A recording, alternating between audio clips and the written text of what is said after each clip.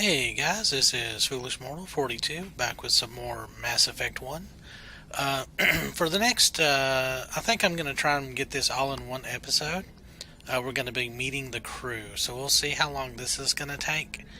And if you're not really interested in um, like the characters and stuff, you could probably skip this, and then the next episode we'll actually be doing some galaxy exploration. So in the meantime, if you enjoy character interaction and the building of relationships in the game, this is what this video is going to be about. So here we go. Commander, something you need? So we're going to find out a little bit more about Joker. How's the Normandy performing? Is she everything they said she'd be? She's the best ship in the fleet. If you've got a pilot who knows how to handle her. Balance isn't what you'd expect. Takes a while to get used to that oversized drive core we got stuffed in the back, and her power can sneak up on you if you're not careful. The Normandy's probably too much ship for your average Alliance pilot, Commander. Lucky for you, I'm anything but average. I like to know my crew. Mind if I ask you a few questions? I can see where this is going. You did a background check on me, didn't you? Well, I'll tell you the same thing I told the captain. You want me as your pilot. I'm not good. I'm not even great. I am the best damn helmsman in the Alliance fleet. Top of my class in flight school, I earned that. All those commendations in my file, I earned every single one. Those weren't given to me as charity for my disease. Oh, he's got a disease? I can't have you on this ship if you're going to infect my crew. Infect the crew? Oh man, you have no idea what I'm talking about, do you? Okay, I've got Vrolik syndrome, brittle bone disease. The bones in my legs never develop properly. They're basically hollow, too much force and they'll shatter. Even with crutches and my leg braces, it's hard to get around. One wrong step and crack! It's very dramatic. But I've learned to manage my condition, Commander. Put the Normandy in my hands and I'll make her dance for you. Just don't ask me to get up and dance unless, you like the sound of snapping shin bones. I need to know more about this Vrolik syndrome if I'm putting my ship in your hands. Yeah, of course you do.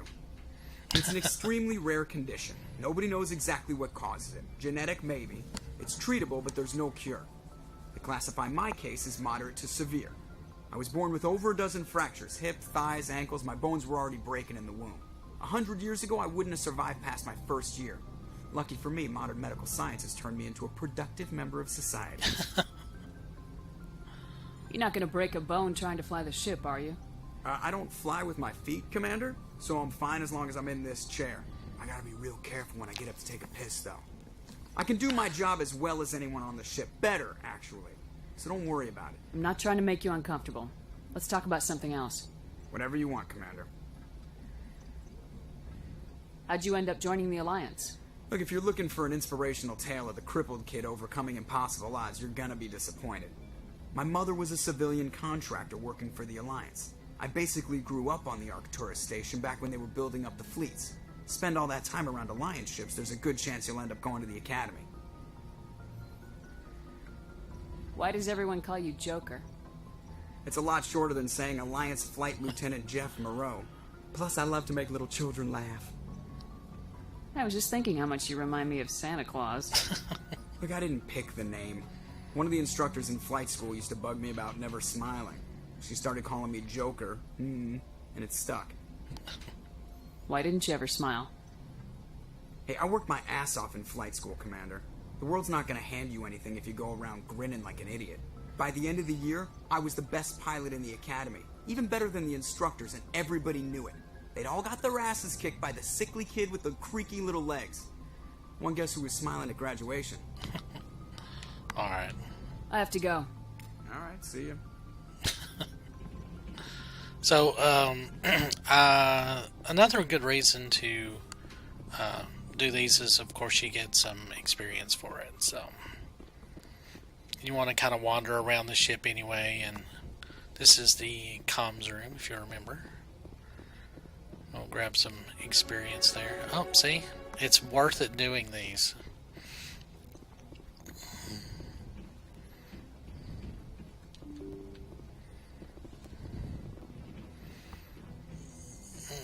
So now let's go down and see Kaidan, I think, is down here. Yeah.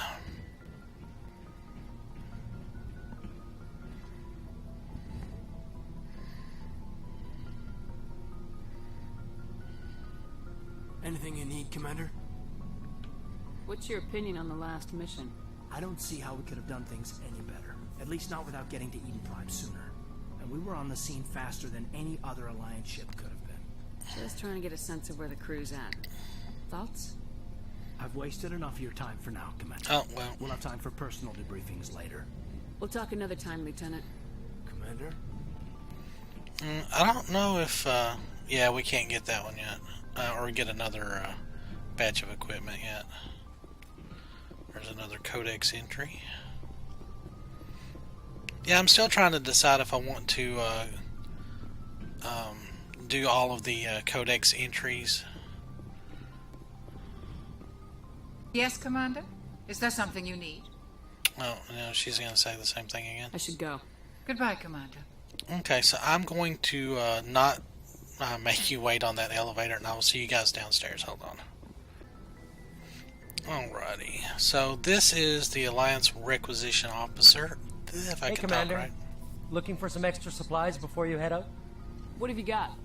Whatever you want. Armor, weapons, mods. It's not standard Alliance issue, but that's not necessarily a bad thing. Well, as long as you don't mind paying for it. Why should I pay you for my weapons and armor? My stuff doesn't come from the Alliance. I have to purchase it myself, and it's not cheap. Hell, the licenses alone have set me back more than I'd like. But no licenses, no goods. Without the goods, I'm out of a job. What are licenses? Why do you need them? Manufacturers sell licenses. Each license allows me to buy and sell a certain brand of products. I already have several basic ones, but you'll need to buy more if you want me to bring in different brands. Many of the best licenses are hard to get, but they're well worth the cost if you can find them. What do the different manufacturers offer? There are too many for me to keep track of, but each license will explain what it's good for. How often will you get new items? Well, that depends on how many licenses you've purchased, but I'll rotate items on a regular basis regardless.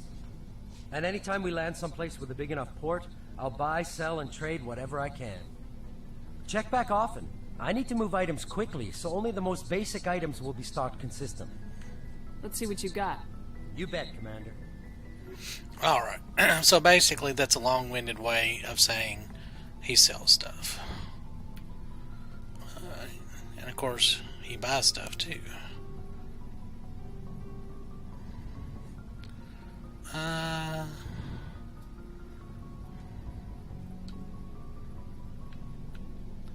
Those toxic seals, that's actually a pretty good armor upgrade to keep.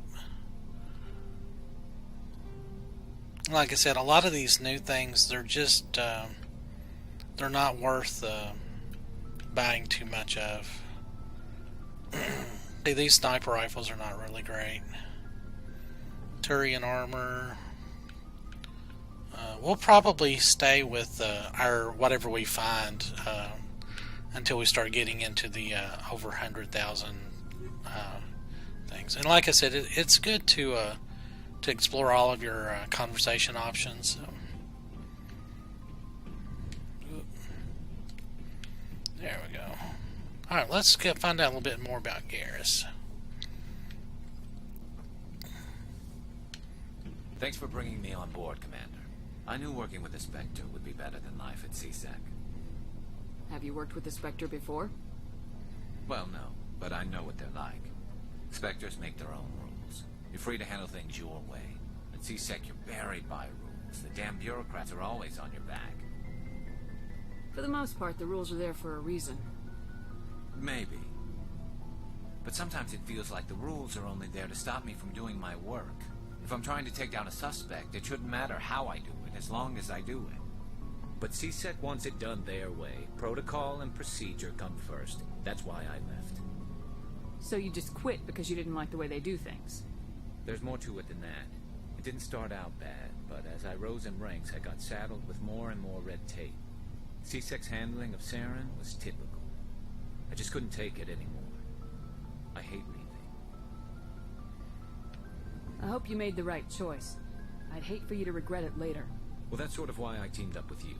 It's a chance for me to get off the Citadel, see how things are done outside CSEC. Either way, I plan to make the most of this. And without CSEC headquarters looking over my shoulder, well, maybe I can get the job done my way for a change. As long as you do your job well, you're free to go about your business as you see fit. Thank you, Commander. Oh, well, we didn't get anything for that. Okay. Also down here you can set up equipment for your different team members. But I usually just wait until I get them in the team, so we don't have to like spend too much time with each person. I can't Commander? remember. Do you have a few minutes to talk? One-on-one? I'm sorry, Commander. I need to get my duties squared away. I wouldn't mind talking more later, though. Dismissed, Chief. Ma'am. Alright, Rex. Nice ship you've got, Shepard. What can I do for you? What's your story, Rex? There's no story. Go ask the Quarian if you want stories. You Krogans live for centuries. Don't tell me you haven't had a few interesting adventures. Well, there was this one time the Turians almost wiped out our entire race. That was fun. I heard about that. You know, they almost did the same to us. It's not the same. It seems pretty much the same to me. So your people were infected with a genetic mutation? An infection that makes only a few in 1,000 children survive birth? And I suppose it's destroying your entire species? I suppose it isn't all the same. I don't expect you to understand, but don't compare humanity's fate with the Krogan. I was just making conversation. I wasn't trying to upset you. Your ignorance doesn't upset me, Shepard. As for the Krogan, I gave up on them long ago. The genophage infected us, but it's not what's killing us. See, I find this aspect of Mass Effect, like, they did so much with it, and it wasn't just like a character hook for Rex. Like, they really incorporated it into the rest of the games, and I mean, it's just really a good story arc, I think. Are your people really dying? We're sure not getting any stronger. We're too spread out. None of us are interested in staying in our own system. Lots of species have left their homes and prospered. But they go to colonize new worlds. We're not settlers. We're warriors. We want to fight. So we leave. Hire ourselves out. And most of us never go back. What can you tell me about the genophage? Ask the Solarians if you want details. They made it. All I know, it makes breeding nearly impossible. Thousands die in stillbirth, and most never get that far. Every Krogan is infected. Every one. And no one's rushing to find a cure. Why don't the Krogan try to find a cure? When was the last time you saw a Krogan scientist? You ask a Krogan, would he rather find a cure for the genophage or fight for credits? He'll choose fighting every time. It's just who we are, Shepard. I can't change that. Nobody can. So long, Rex. Shepard. Well, now that I think the Krogans, while initially had a lot of reason to be held back, I think. Well, I mean, it's it's like one of those really, really complicated things. There's not an easy answer, because the Krogan are so aggressive. Like even Rex himself said, that they just want to fight all the time. And when they were uplifted, they were really trying to take over the galaxy, so they had to be, limited in some way. So I don't know. We'll cross that bridge when we get to it. So just grabbing some, Hey, Commander, you know that Quarian, Tally? She's been spending all her time down here asking me about our engines. I'll tell her to leave you alone. What? No, she's amazing. I wish my guys were half as smart as she is. Give her a month on board and she'll know more about our engines than I do. She's got a real knack for technology, that one. I can see why you wanted her to come along. I figured she'd be a real asset to the team. You got an eye for Tally, Commander, but I'm guessing that's not why you came down here. I want to know more about the Normandy. She's the best ship I've ever served on. Probably the fastest vessel ever designed. She's the only one using the new Tantalus drive core. What's so special about the Tantalus drive core? Proportionally, it's about twice the size of any other vessel. Not only are we faster, but we can run at FTL speeds longer before we have to discharge the core. Fill me in on the IES stealth system. How does it work exactly? You can't hide a ship out in space. They emit too much heat and radiation. Too easy for sensors to pick them up, unless you find a way to capture those emissions. So our stealth systems trap the energy we give off in storage sinks built into the ship itself. No emissions to give away our location. Eventually the sinks have to be vented. More than a few hours silent running and they overheat. Cook us inside our own hull. There's no way for anyone to detect us? A visual scan can still pick us up. Anyone looking out a window can see us plain as day. But you have to be pretty close to get an actual visual out in space. Most vessels rely on scanners. As long as the stealth systems are engaged, they can't see us. Not unless we accelerate to FTL speeds. Why doesn't it work with faster-than-light travel? Cranking up the FTL blue shifts our emissions, pushes them into frequencies too high to capture in the sinks. As soon as we make the jump, it's like setting off a flare. Sensors can pick up our location whenever we enter or exit FTL flight, but for short-range missions, our stealth systems are amazing, and we've got the only one. Where else have you served, Adams? If you name a class of Alliance ship, I've probably served on it. Everything from dreadnoughts and carriers right down to frigates like the Normandy. My last assignment was on the Tokyo, only a cruiser, but she was a good ship. Couldn't hold a candle to the Normandy, though. Carry on, Adams. Aye, aye, Commander. alright, and then we'll get to talk to Tali, who's actually one of my favorite characters. That's one of the things I was kind of split about making a female or a male ship is in the second game you can romance Tali, and it's a really cool kind of a romance option because you know, you kind of start out a little bit adversarial in that game with her and her people, but it like you can kind of build that trust. I really like that, and then of course it carries over into the third game, but your ship's amazing, Shepard. I've never seen a drive core like this before. I can't believe you were able to fit it into a ship this small. I'm starting to understand why you humans have been so successful. I had no idea Alliance vessels were so advanced. The Normandy's a prototype, cutting-edge technology. A month ago, I was patching a makeshift fuel line into a converted tug ship in the flotilla. Now, I'm sitting on board one of the most advanced vessels in Citadel space.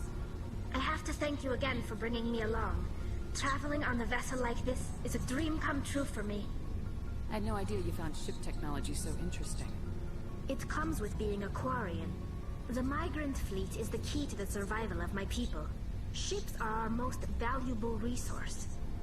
But we don't have anything like this. We make do with cast-offs and second-hand equipment. We just try to keep them running for as long as we can. Some of the fleet's larger vessels date all the way back to our original flight from the get. I can't believe your fleet's still using ships that are 3 centuries old. They're constantly being repaired, modified, and refitted. They aren't pretty, but they work. Mostly. We've tried to make ourselves as independent as possible on the flotilla. Grow our own food, mine, and process our own fuel. But some things we just can't make on our own. A patch to maintain the hull integrity requires raw materials we just don't have. That's why our pilgrimages are so important. I want to know more about the pilgrimage. When my people reach maturity, we leave our birth ships and seek acceptance with a new crew. It's necessary to maintain genetic diversity among the fleet. But no ship wants to accept someone who will be a burden on them. So, to prove our worth, we embark on a pilgrimage. We set out alone, leaving the flotilla and our families behind us. We only return once we have found something of value we can bring back to the fleet. This is presented as a gift to the captain of the respective ship we wish to join. If the gift is accepted, we are welcomed into the crew. I can't believe they just send you off alone. It's not like they just cast us out. Before we leave, we are given lessons in how to survive outside the flotilla, and given gifts to help us on our journey. We also receive implants to fight off sickness and disease. Generations of living in an isolated and highly controlled environment have left our immune systems weaker than most. By the time we leave the fleet, we are well equipped for the pilgrimage. This is a rite of passage for all Quarians. If it were dangerous, our numbers would suffer. Virtually every pilgrimage ends with a triumphant return and the ritual presentation of the gift to one of the fleet's captains. Can a captain choose to reject the gift? That doesn't happen often. Most captains are eager to increase the size of their crew. It increases their own standing in our society. Even when the gift is not particularly valuable, the captain usually accepts it out of a sense of tradition. However, there is a stigma to presenting a substandard gift. It's not the best way to make a good impression on a new community. Most pilgrims don't return until they find something worthwhile. I want to talk about something else. Like what? I want to know more about the Geth. I doubt I can tell you anything you don't already know. It's been almost 3 centuries since they drove my people into exile. All I know is the story of their origins, what they were when we created them, and how they turned on us. Interesting. The Geth were originally created to serve as an automated manual labor force.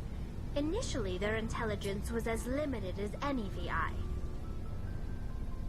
Over time, we made small modifications to their programming to allow them to perform more varied and complex tasks, bringing them closer and closer to true AI status. How come the Council didn't step in and stop you? This wasn't true AI research. We may have been skirting the bounds of the law, but we never did anything that was actually illegal. The changes were so insignificant, so gradual, that we were able to control them. Or so we thought. But one thing we underestimated was the power of the neural network. 1 million Geth thinking simultaneously created an inherently unstable matrix. So the Geth share brain power? Many of the Geth's logic systems were designed to work in concert with other nearby Geth. Basically, the more of them you have in the group, the smarter they are. So there's some sort of group consciousness? No, nothing like that. They cannot share sensory data or information. Their programming cannot handle that much simultaneous input. Each Geth maintains an individual awareness and identity. The neural network only operates on a process-based level. It's basically the synthetic equivalent of a subconscious. But when they're in close proximity, they can coordinate low-level functional processes, freeing up more capacity for original or independent thought. That doesn't make any sense. I'm probably oversimplifying. The Geth are incredibly advanced and complex creations. All you need to know is that they get smarter when they gather in large numbers. As we built more and more Geth, their effective intelligence became more sophisticated, more abstract. One day, a Geth began to ask its Quarian overseer questions about the nature of its existence. Am I alive? Why am I here? What is my purpose? As you can imagine, this caused a near panic among my people. What did you do? It was inevitable the newly sentient Geth would rebel against their situation. We knew they would rise up against us, so we acted first. A general order went out across all Quarian-controlled systems to permanently deactivate all Geth. The Geth responded to this order violently. Yeah. You can't blame them for fighting for their survival. We had no other choice.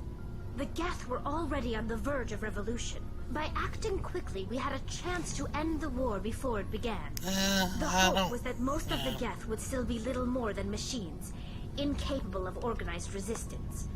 But they had progressed much further than anyone anticipated. The war was long and bloody. Millions upon millions of Quarians died at their hands. In the end, we were forced to flee our own homeworld. We feared the Geth would pursue us, but they never came beyond the Veil.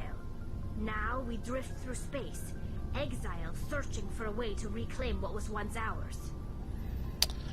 Yeah, I kind of agree, or disagree with, like, everybody's like, oh, the Quarians have it so bad.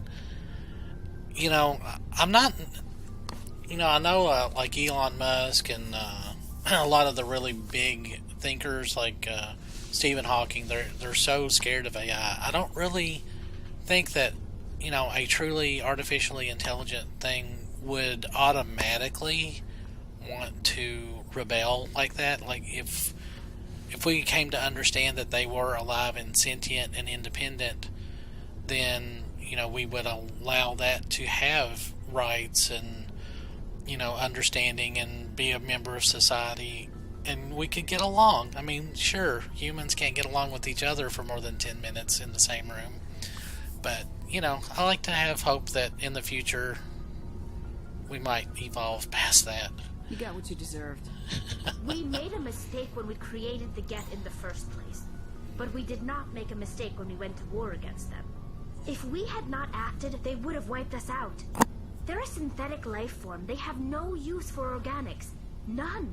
Why do you think I don't they cut really themselves think off that, from though. the rest of the galaxy? And I'm not just saying Why do you that think because they of a killed character every in Mass organic Effect 2. being who's ever tried to contact them? They didn't kill Saren. What does that tell you?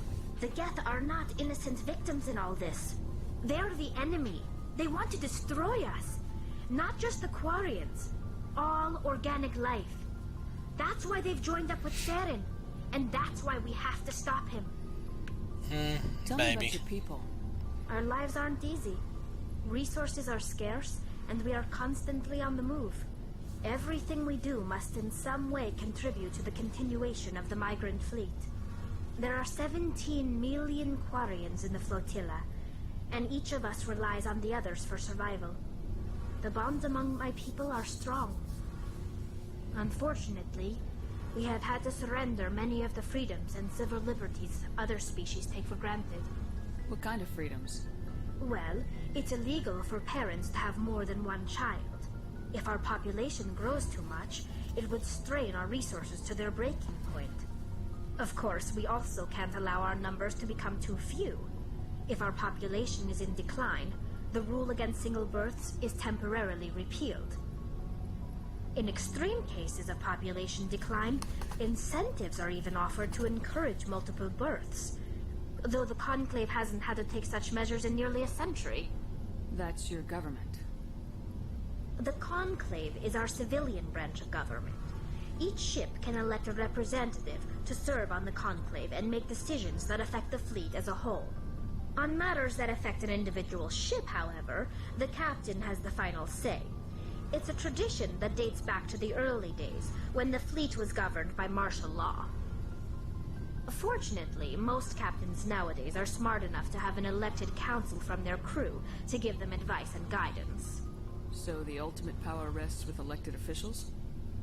In practice, the Conclave and the respective council for each ship tend to set the rules that govern our daily lives.